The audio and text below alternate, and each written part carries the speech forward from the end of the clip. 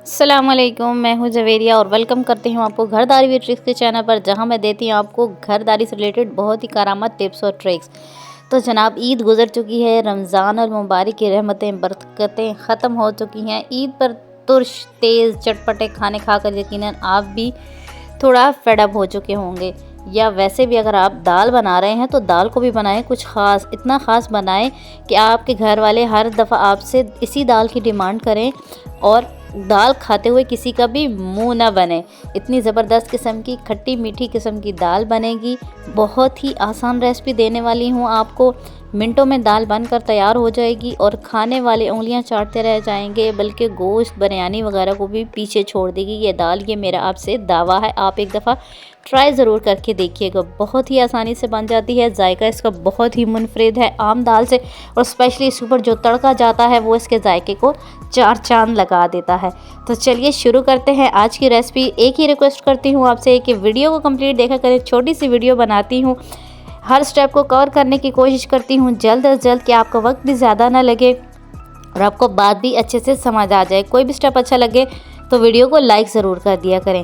तो जनाब, 1 कप दाल ली है मैंने, उसको 1 से 1.5 घंटा पहले मैंने भिगो कर रख दिया था। दाल को आपने अच्छे से साफ़ कर लेना है और धो लेना है। दाल फूल चुकी है।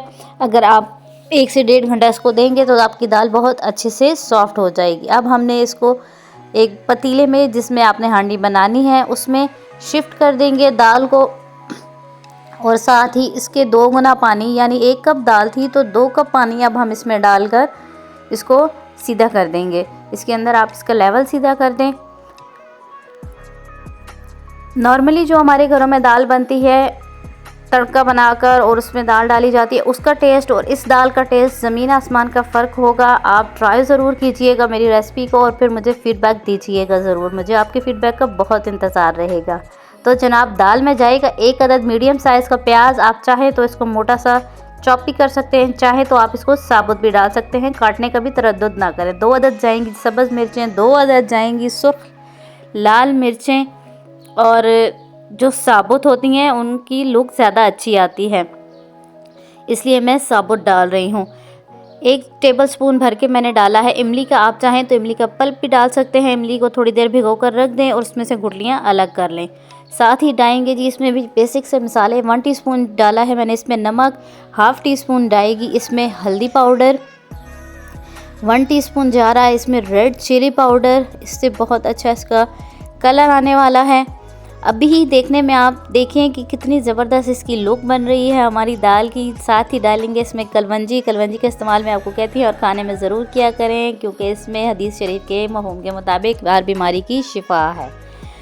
तो साथ ही इसमें डाल देंगे 2 से 3 बे लीफ, यानी तेज़पात के पत्ते, और इसको हल्की आंच पर पकने के लिए छोड़ देंगे। 35 से 40 मिनट तक, पौना घंटा छोड़ दें आराम से, और उसके बाद ढक्कन हटाएं और देखें एकदम खुशबुओं के धमाके होंगे। कितनी ज़बरदस्त किस्म की हमारी दाल गल चुकी है। प्याज भी अच्छे से इसके अंदर सॉफ्ट हो चुका है। बीच में मैंने 1-2 दफ़ा चम्मच हिला दिया था ताकि वो प्याज जो है अलग अलग हो जाए अंदर।